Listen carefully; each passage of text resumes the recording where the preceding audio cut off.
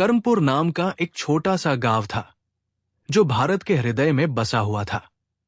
ये गांव अपने कुशल कारीगरों, मिस्त्रियों और व्यापारियों के लिए प्रसिद्ध था। यहाँ के लोग दिन रात मेहनत करते थे, अपने औजारों और मशीनों के साथ जादू की तरह चीजें बनाते थे। लेकिन इस गांव की आत्मा एक खास त्योहार में बसती थी, विश्वकर्मा पूजा। ये कहानी है अर्जुन की, एक युवा इंजीनियर की, जो शहर की चकाचौंध से थककर अपने गांव लौट आया था। वो अपने पिताजी राम बाबू की पुरानी फैक्ट्री में काम करने लगा था, जहां लोहे की चिंगारियां उड़ती और हवा में धातु की तेज खुशबू फैली रहती थी। अर्जुन ने कभी इस पूजा को गहराई से नहीं समझा था।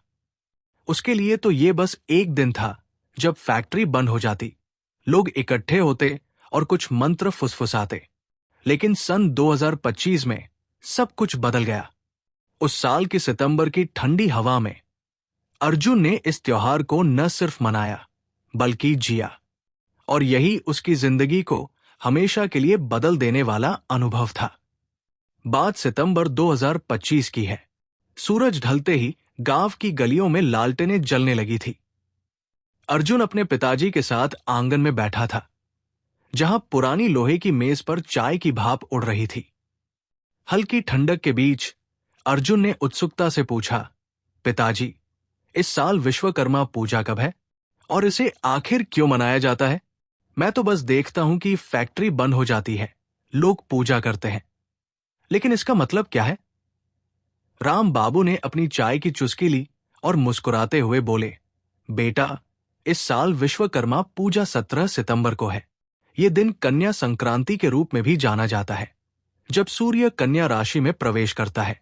ये त्योहार सिर्फ एक दिन की पूजा नहीं है, बल्कि हमारे जीवन की नींव है, हमारी मेहनत का उत्सव है।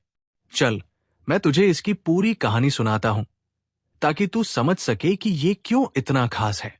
राम बाबू ने अपनी पुरानी डायरी निकाली, जो पीढ़ियों से चली आ रही थी, और अर्जुन को पास बिठाया। उनकी आवाज में पुरानी यादों की मिठास थी। उन्होंने बताया कि विश्वकर्मा पूजा भगवान विश्वकर्मा को समर्पित है, जो देवताओं के दैवीय वास्तुकार और सृष्टि के महान निर्माता है।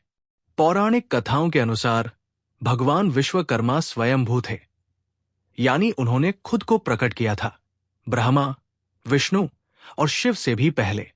ऋग्वेद में उन्हें स्थापयता वेद कहा गया है, जो ब्रह्मांड की स्थापना का गहन ज्ञान देते हैं। उनके 5 चेहरे थे, सद्योजात, वामदेव, अघोर, तत्पुरुष और ईशान।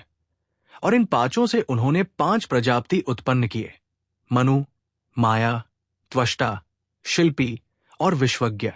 ये प्रजापति विश्वकर्मा जाति के गोत्र ऋषि माने जाते हैं, जो शिल्पकला और सृजन के रहस्य सिखाते हैं।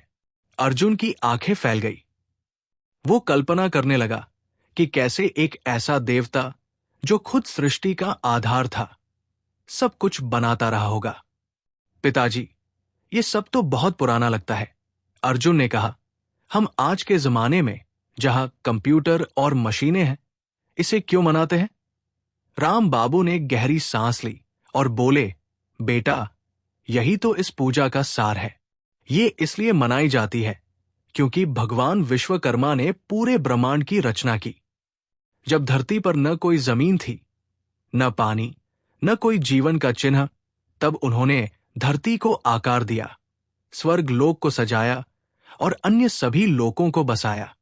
उन्होंने शिव जी का त्रिशूल गढ़ा, जो विनाश का प्रतीक है लेकिन सृजन का भी आधार। महाभारत के अर्जुन के लिए विजय धनुष बनाया, जो कभी न टूटने वाला था। कुबेर के लिए पुष्पक विमान रचा, जो हवा में उड़ता और इच्छानुसार पहुंच जाता। सतयुग में उन्होंने स्वर्ग का निर्माण किया, जहां हर दीवार सोने की चमकती थी। त्रेता युग में रावण की लंका बनाई, जो वास्तुशिल्प का चमत्कार थी।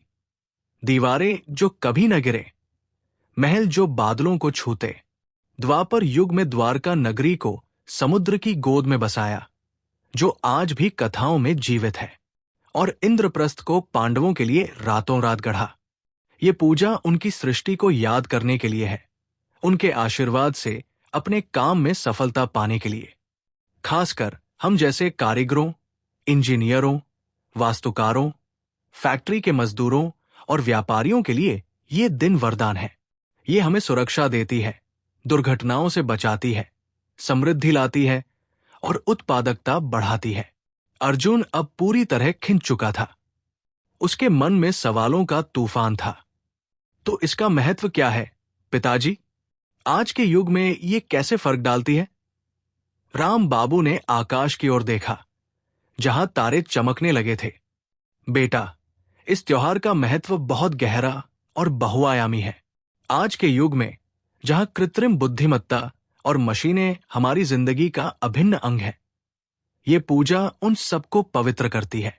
कल्पना कर, तेरी फैक्ट्री की वो मशीनें जो दिन रात चलती हैं, उनमें नकारात्मक ऊर्जा जमा हो जाती है। धूल, तनाव, छोटी मोटी खराबियां, ये पूजा उन्हें शुद्ध करती है, जैसे कोई जादू। दुर्घटनाओं से बचाती है, क्योंकि भगवान विश्वकर्मा के आशीर्वाद से औजार सुरक्षित रहते हैं। काम में नया उत्साह भरती है, जैसे सुबह की पहली किरण। आध्यात्मिक रूप से ये हमें याद दिलाती है कि हर सृष्टि दैवीय है। हमारा हाथ जो कुछ बनाता है, वो भगवान का ही रूप है। मेहनत को भगवान का आशीर्वाद मानना सिखाती है। सांस्कृतिक रूप से ये लोगों को एकजुट करती है। फैक्ट्री में मालिक हो या मजदूर, सब मिलकर पूजा करते हैं, प्रसाद बांटते हैं, एक दूसरे के काम की कदर करते हैं। इससे टीम भावना मजबूत होती है, झगड़े कम होते हैं और व्यवसाय में लाभ बढ़ता है। पर्यावरण की दृष्टि से भी ये महत्वपूर्ण है। कार्यस्थल को साफ करना इसकी पहली शर्त है, जो हमें स्वच्छता का पाठ पढ़ाती है। सामाजिक रूप से ये श्रमिकों के अधिकारों को उजागर करती है, उन्हें एक दिन का विश्राम और उत्सव देती है। आर्थिक रूप से पूजा के बाद नए प्रोजेक्ट शुरू होते हैं, जो समृद्धि लाते हैं। अर्जुन की उत्सुकता अब चरम पर थी। वो उठा और बोला, पिताजी, इस बार मैं खुद पूजा करूंगा। विधि क्या है, बताइए सब कुछ। राम बाबू ने खुशी से हामी भरी और विस्तार से बताने लगे। ठीक है बेटा, सुनो ध्यान से। पूजा की विधि सरल लेकिन पवित्र है। सबसे पहले 17 सितंबर की सुबह जल्दी उठना, स्नान कर लो, शुद्ध हो जाओ। फिर कार्यस्थल को साफ करो, फैक्ट्री के हर कोने को, हर मशीन को धो लो, जैसे कोई बच्चा को नहलाते हो। नकारात्मक ऊर्जा को दूर करने के लिए गंगा जल छिड़क दो। नए साफ कपड़े पहनो, सफेद या पीले रंग के। अब पूजा स्थल की तैयारी। भगवान विश्वकर्मा की फोटो या मूर्ति को भगवान विष्णु की तस्वीर के साथ पूर्व दिशा में रखो। आसपास फूलों की मालाएं चढ़ाओ। अष्टदल रंगोली बनाओ, 8 पंखुड़ियों वाली, रंग बिरंगी, जो सृष्टि का प्रतीक है। उस पर 7 प्रकार के अनाज रखो, गेहूं, चावल, जौ, उड़द, मूंग, चना और तिल। फिर अर्पण, गुलाल, हल्दी का तिलक, ताजे फल, फूल, ड्राई फ्रूट्स और मिठाइयां चढ़ाओ। एक कलश में शुद्ध पानी भरकर रखो, उस पर आम के पत्ते और नारियल सजाओ। अब संकल्प लो, दिल से प्रार्थना करो कि काम में सफलता मिले, सभी सुरक्षित रहें। गणेश वंदना से शुरू करो। गणपत्य नमः का जाप करो, कम से कम 108 बार। फिर मुख्य मंत्र, श्री सृष्टनाय सर्वसिद्धाय विश्वकर्माय नमो नमः, इसे भी 108 बार जपो माला लेकर। धूप, दीप जलाओ, चावल, तिलक, फूल चढ़ाओ, आरती करो, सभी को इकट्ठा करके घंटियां बजाकर। आरती के बाद प्रसाद बांटो, मिठाई, फल, सबको। और हां, पूजा के दौरान कोई काम मत करना, सिर्फ भक्ति। राम बाबू ने रुककर पानी पिया और एक पौराणिक कथा सुनानी शुरू की, जो अर्जुन को और बांध ले गई। सुनो बेटा, एक बार महाभारत काल में पांडवों को हस्तिनापुर बनाना था, लेकिन शहर का निर्माण असंभव लग रहा था। तब भगवान विश्वकर्मा प्रकट हुए। उन्होंने सिर्फ एक रात में पूरा शहर गढ़ दिया। महल, सड़कें, बगीचे, सब कुछ। वो शहर इतना मजबूत था कि युगों तक खड़ा रहा। एक अन्य कथा में द्वारका नगरी का निर्माण किया। श्री कृष्ण ने कहा, समुद्र के बीच में शहर बसाओ। विश्वकर्मा ने समुद्र को पीछे धकेला, द्वीप बनाया और शहर इतना सुंदर कि देवता ईर्ष्या करने लगे। लेकिन याद रखो, द्वारका का विनाश भी हुआ, जो सिखाता है कि सृष्टि अस्थायी है लेकिन शिल्पकला अमर। फिर इंद्र के स्वर्ग लोक की कथा।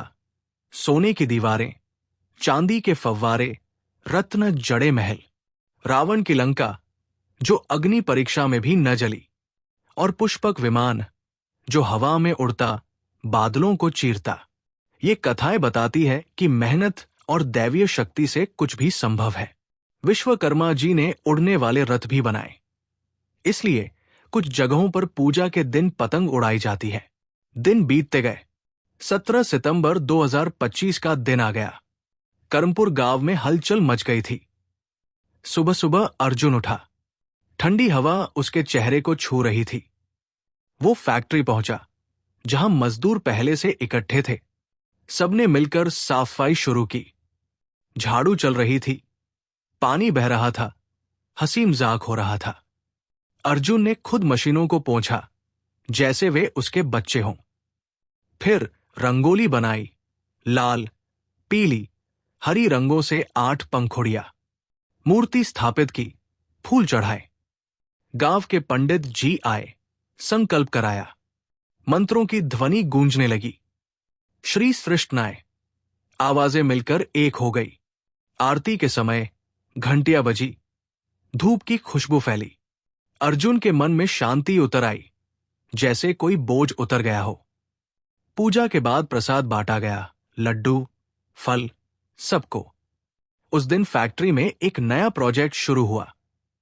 एक सोलर पावर्ड मशीन जो गांव की बिजली की समस्या हल करने वाली थी। अर्जुन ने खुद डिजाइन किया था, लेकिन पूजा के बाद लग रहा था जैसे भगवान का हाथ हो। क्षेत्रीय विविधताएं भी इस पूजा को और रंगीन बनाती है। पूर्वी भारत में मशीनों पर मालाएं चढ़ाई जाती है, जैसे वे जीवित हों। उत्तर भारत में बड़े सामुदायिक आयोजन होते हैं, जहां पूरा मोहल्ला इकट्ठा होता है।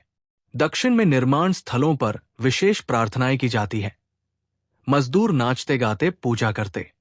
पश्चिम में पतंग उड़ाना आम है, जो विश्वकर्मा के उड़न खटोलों की याद दिलाता। अर्जुन ने सोचा, कितनी समृद्ध है हमारी परंपरा। पूजा के बाद गांव में उत्सव चला। शाम को भोज हुआ, कहानियां साझा हुई। अर्जुन ने अपने दोस्तों से कहा, यह त्योहार हमें सिखाता है कि काम ही भगवान है। जब हम अपने औजारों को सम्मान देते हैं, तो वे हमें सम्मान देते हैं। पूजा का असर लंबा चला। अर्जुन का प्रोजेक्ट सफल रहा। सोलर मशीन ने गांव को रोशन कर दिया। बिजली के बिल कम हो गए और कर्मपुर क्षेत्र में मिसाल बन गया। अर्जुन ने समझा कि विश्वकर्मा पूजा सिर्फ रस्म नहीं, जीवन का दर्शन है। ये सृजनात्मकता का उत्सव है, मेहनत का सम्मान। सामाजिक एकता बढ़ाती है। मालिक मजदूर का भेद मिट जाता है। आर्थिक लाभ देती है। नए विचार जन्म लेते हैं। पर्यावरण संरक्षण सिखाती है, साफ सफाई से। और सबसे ऊपर आध्यात्मिक शांति। अर्जुन ने वादा किया कि हर साल ये पूजा वो पूरे दिल से मनाएगा। एक और कथा याद आई राम बाबू को, जो उन्होंने बाद में अर्जुन को सुनाई। विश्वकर्मा ने इंद्र के लिए स्वर्ग बनाया, लेकिन इंद्र की अहंकारी ने उन्हें नाराज कर दिया। फिर भी उन्होंने क्षमा की और सिखाया कि सृजन में विनम्रता जरूरी है। रावण की लंका का निर्माण भी ऐसा ही था, शक्ति से भरा, लेकिन अहंकार ने नष्ट कर दिया। पुष्पक विमान की कहानी में कुबेर ने इसे भगवान विष्णु को दान किया, जो सिखाती है कि सृजन सबका है। ये कथाएं अर्जुन को नई प्रेरणा देती रही। समय बीता, लेकिन अर्जुन की जिंदगी में वो 2025 का विश्वकर्मा पूजा हमेशा चमकता रहा। वो अब सिर्फ इंजीनियर नहीं, एक सृष्टिकर्ता था। गांव के बच्चे उससे कहानियां सुनने आते और वो बताता, भगवान विश्वकर्मा ने सिखाया कि हर औजार में दैवीय शक्ति है। बस सम्मान दो, तो चमत्कार होगा।